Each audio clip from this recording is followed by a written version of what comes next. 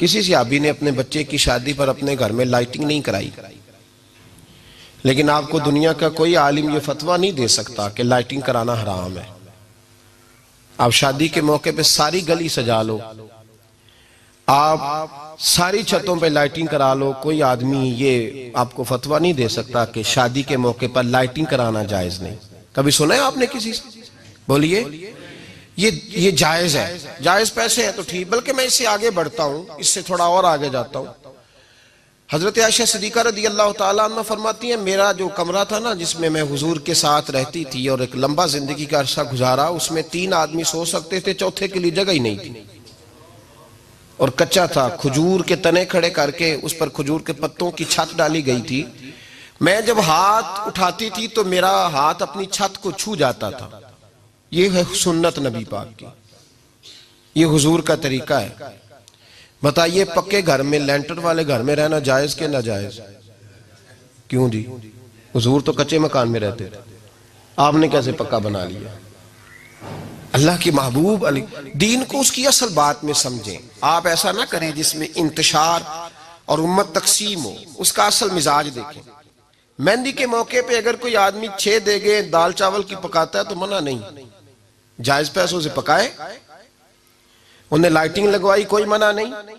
सारे मोहल्ले को खाना खिलाया, कोई मना नहीं। बल्कि नबी पाक ने फरमाया बेहतरीन मुसलमान ही वो है जो सलाम पहले ले और रोटी ज्यादा खिलाए, तो बेहतरीन मुसलमान है। नाजायज क्या है? नाजायज है शादी के मौके पर बैंड बाजा बजाना, उसमें रक्स करना, उसमें भंगड़े डालना, औरतों मर्दों का इख्तलात होना, औरतों की मूवी बनाना, ये चीजें नाजायज है। तो जो नाजायज है उस पर पाबंदी लगाई जाएगी, जो जायज है उसके बारे में ये कहा जाएगा कि भाई एहतियात की जाए, सुन्नत की तरफ देखा जाए तो बेहतर यही है।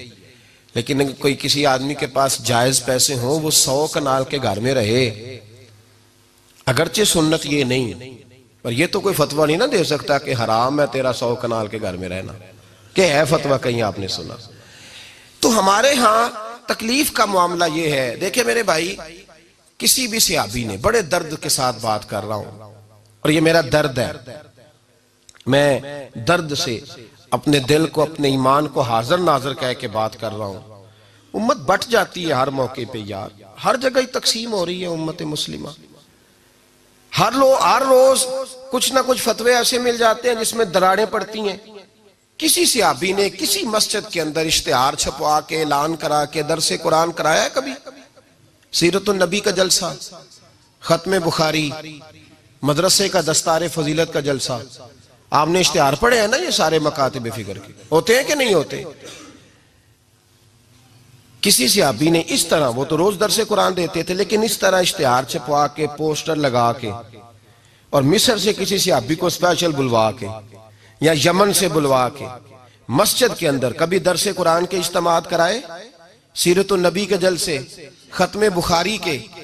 ओ भाई, ये सारी चीजें हुजूर के सहाबा की सुन्नत से मुरवजा अंदाज में साबित नहीं। मुझे बता मेरे भाई, मैं दर्द के साथ तुझसे सवाल करता हूं कि सीरतुन नबी के जलसे में तू पेशावर से मौलाना बुलाए, पिंडी से बुलाए, तू गुजरात और कराची से लोगों को बुला करके अगर सीरत का जलसा कराए और तू उसमें एक आदमी को कराची से बुलवाया जा रहा है तो तूने उसको 20,000 की टिकट भी दी और इश्तिहार पे भी जलसे पे खर्च हुआ, फिर लंगर भी पका, खाना भी तूने खिलाया, ना तुझे कोई बेवा याद आई, ना तुझे कोई मिस्कीन याद आया, ना तुझे कोई गरीब याद आया। हालांकि कहना चाहिए था ना, ये जो लाख रुपया लग रहा है किसी बेवा की खिदमत कर देनी चाहिए, यतीम को दे देना चाहिए। दर्द के साथ बात कर। सवाल मेरा ये है कि वही काम जो सीरत के जलसे में होते हैं, पहले तिलावत होती है, फिर नात होती है, फिर किसी आलिम का बयान होता है, वही काम सिर्फ नाम बदल के किया जाए, ईद मिलादुन नबी नाम रखा जाए सल्लल्लाहु अलैहि वसल्लम। ये मैं आपके ज़हनों पे दस्तक दे रहा हूं, तकरीर नहीं कर रहा, सिर्फ दस्तक दे रहा। ओ भाई देखो, एक आदमी वही काम नाम बदल के करे तो जायज है, और अगर उसमें नबी पाक के मिलाद का नाम रख लिया जाए या नात का नाम रख लिया जाए तो फिर मुझे इजाजत दे, मैं तुझसे सवाल करूं कि सिर्फ तुझे हुजूर की तारीफ पूरी लगती है? फिर मुझे इजाजत दे कि मैं तुझसे पूछूं कि सिर्फ तुझे नात अच्छी नहीं लगती? फिर मुझे इजाजत दे कि मैं तुझसे पूछूं कि तुझे सिर्फ रसूलुल्लाह के कसीदे अच्छे नहीं लगते? दे मुझे इजाजत कि मैं तुझसे सवाल करूं कि जहां जिक्र रसूल की बात आए वहां तू परेशान क्यों होता है? तुझे पता ही नहीं ये तो वो जिक्र है कि रब फरमाता है तुम बयान करो ना करो व रफा ना ला का जिक्र, महबूब मैंने खुद तेरे चर्चे सारी दुनिया में बुलंद फरमा दिए। और नबी पाक ने पूछा हजरत जिब्रील से कि चल जिब्रील तू बता मेरी उम्मत को पता चले रब ने मेरा जिक्र कैसे बुलंद किया है। तो जनाब जिब्रील कहने लगे महबूबा रब फरमाता है मेरे नबी से कह दे जहां जहां तेरे रब का जिक्र होगा वहां वहां तेरा भी जिक्र होता रहेगा। ये तो मोहताज ही नहीं किसी का।